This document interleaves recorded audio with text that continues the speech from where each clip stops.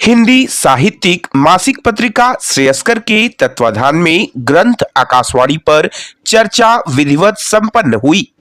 मुंबई नगर के गोरेगांव में डॉक्टर कृपाशंकर मिश्र द्वारा लिखित हिंदी काव्य संग्रह आकाशवाणी पर एक परिचर्चा मूर्धन्य सहित चिंतकों के द्वारा चिंतित की गई। अतिथियों के स्वागत सम्मान के पश्चात डॉक्टर कृपाशंकर मिश्र ने आकाशवाणी की समग्र भूमिका पर अपनी बात रखी। आयोजन में उपस्थित प्रोफेसर डॉक्टर दयानंद तिवारी, साहित्यकार और गजलकार डॉक्टर सागर त्रिपाठी ने बड़ी स्पष्टता के साथ अपने विचार रखे। केशियन क्लब के राष्ट्रीय अध्यक्ष नंदन मिश्र त्यागी ने आकाशवाणी पर अपनी बात रखी। सामाजिक साहित्यिक जागरूकता मंच के राष्ट्रीय अध्यक्ष भोलानाथ तिवारी मूर्धन्य ने विशेष शुभेच्छा और आकाशवाणी पर अपनी बात रखी। आयोजन में उपस्थित शिक्षक और सामाजिक उत्तरदायित्व के प्रति समर्पित मिथिलेश मिश्र ने संचालन करते हुए आकाशवाणी पर अपना पक्ष रखा और आए हुए सभी साहित्यकारों के प्रति डॉक्टर कृपाशंकर मिश्र ने धन्यवाद आभार व्यक्त किया। राष्ट्रीय सेवाभावी संगठन नोइंग सिटीजन नीड क्लब की शैक्षणिक उपशाखा मीरा सृजन शिक्षण सेवा समिति MS4 द्वारा 16 दिसंबर विजय दिवस के उपलक्ष्य में अंतर विद्यालय बुद्धि परीक्षण परीक्षा inter school IQ test exam कराया जा रहा है। संस्था द्वारा परीक्षा केंद्र आशादीप विद्या मंदिर हाई स्कूल धरानी नगर सुनिश्चित किया गया। विजय दिवस 16 दिसंबर को 1971 के युद्ध में पाकिस्तान पर भारत की जीत के कारण मनाया जाता है। इस युद्ध के अंत में 93,000 पाकिस्तानी सेना ने आत्मसमर्पण कर दिया था। साल 1971 के युद्ध में भारत ने पाकिस्तान को करारी परास्त दी, जिसके बाद पूर्वी पाकिस्तान स्वतंत्र हो गया, जो आज बांग्लादेश के नाम से जाना जाता है। बांग्लादेश पर कड़ी चेतावनी देते हुए अयोध्या हनुमानगढ़ी के महंत राजू दास जी ने प्रयागराज में हुए संतों के अखाड़े द्वारा दिए गए निर्णय की सूचना देते हुए संतों के कल्पवास के पर्यत योजनाओं की बात कही। आज तीर्थराज प्रयाग में आज हमारे निर्वाणी निर्मोही दिगंबर के 774 खालसों ने मिलकर आज की बैठक में निर्णय लिया गया कि बांग्लादेश में जिस प्रकार से हिंदुओं को मारा जा रहा है, हमारे मठों को जलाया जा रहा है, जिस प्रकार से हिंदू माँ बहन बेटियों की इज्जत लूटी जा रही है, जिस प्रकार से जबरदस्ती धर्मांतरण कराए जा रहे हैं, जिस प्रकार से सरकारी नौकरी में वहां पर जबरदस्ती इस्तीफा दिलाया जा रहा है, इसको लेकर आज एक प्रयाग कुंभ में तीनों अखाड़े की बैठक, उस बैठक में निर्णय लिया गया कि वैष्णव संप्रदाय के लाखों संत अगर बांग्लादेश सरकार अगर नहीं मानी, भारत सरकार अगर चिंता और चिंतन नहीं किया, तो लाखों कुंभ के समय में लाखों वैष्णव संत कूच करेंगे बांग्लादेश के लिए। इसके नाते बांग्लादेश सरकार चेत जाओ, सचेत जाओ और भारत सरकार से विनम्र अपील है कि तत्काल ठोस निर्णय लेकर और वहां के हिंदुओं को और हमारे मंदिरों की रक्षा की जाए, क्योंकि हमारे वहां पर सैकड़ों वैष्णव के मंदिर थे जिसको राक्षसों ने तोड़ दिया है। जिस दिन हिंदुस्तान से हम मुसलमानों को और बांग्लादेशी रोहिंग्या को पीट पीट कर मार कर भगाना शुरू कर देंगे तो दुनिया में कहीं जगह नहीं पाओगे।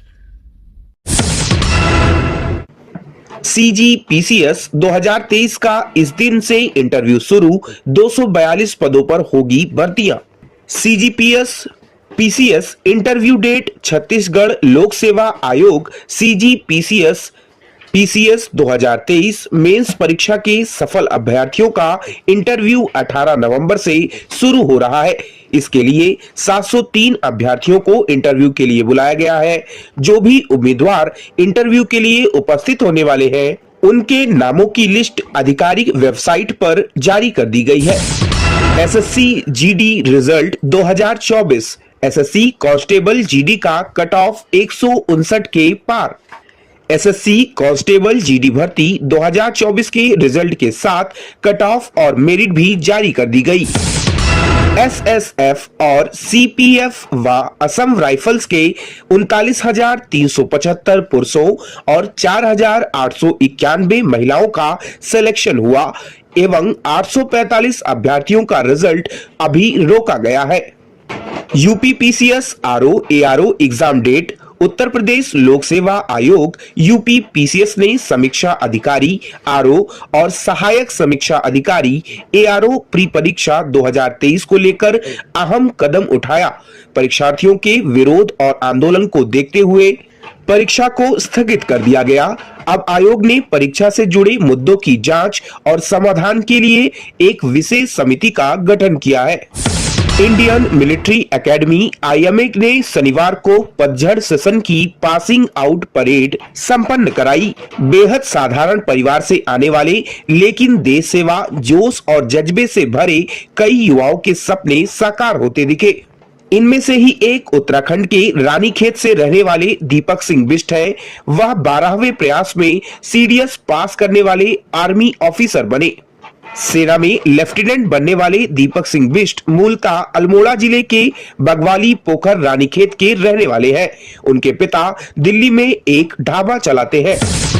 नई दिल्ली गत चैंपियन भारत ने शनिवार को जापान पर 3-1 की जीत के साथ अपना दबदबा कायम करते हुए महिला junior Asia cup hockey tournament के फाइनल में प्रवेश कर लिया। मुमताज खान चौथे, साक्षी राणा 5वें, दीपिका 13वें पहले क्वार्टर में गोल किए, जबकि जापान के लिए निको मारुयामा ने 23वें मिनट में 7वां गोल किया। साउथ कोरिया राजनीतिक उथल-पुथल के दौर से गुजर रहे साउथ कोरिया के संसद में शनिवार को राष्ट्रपति यू शुक योल के खिलाफ महाअभियोग चलाने के लिए मतदान किया गया। भले ही चंद घंटों के लिए ही सही, लेकिन मार्शल लॉ लगाने के लिए यून के फैसले से देश में मची उठापटक और बढ़ गई। उनके इस्तीफा देने से इनकार करने के बाद उनकी अपनी सत्तारूढ़ पार्टी ने उनका विरोध किया था।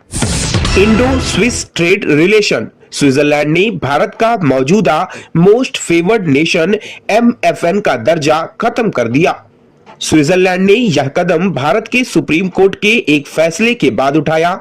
इस फैसले में कहा गया था कि double taxation avoidance agreement DTAA तब तक लागू नहीं होगा जब तक इसे इनकम टैक्स एक्ट के तहत अधिसूचित नहीं किया जाता। इस फैसले का सीधा असर नेस्ले जैसे अन्य स्विस कंपनियों पर पड़ेगा, जिन्हें अभी डिविडेंड पर अधिक टैक्स चुकाना होगा। वहीं अब भारतीय कंपनियों को भी स्विट्जरलैंड ने की गई इनकम पर ज्यादा टैक्स कटौती का सामना करना पड़ेगा। यह फैसला 1 जनवरी 2025 से लागू होगा। इसका असर भारत में स्विस निवेश पर असर पड़ने की आशंका है। This program is co-sponsored by D-Decor, Live Beautiful, F6 MIDC Tarapur, Palghar, Maharashtra 401506। नमस्कार दोस्तों, एशियन एयरलाइंस सच का आईना में देखिए राजनीति, मनोरंजन, बिजनेस, खेलकूद, धर्म और देश दुनिया की प्रमुख खबरें। एशियन एयरलाइंस पर हमारे चैनल को लगातार देखने के लिए सब्सक्राइब करें, बेल आइकन दबाकर अप्रूव करें।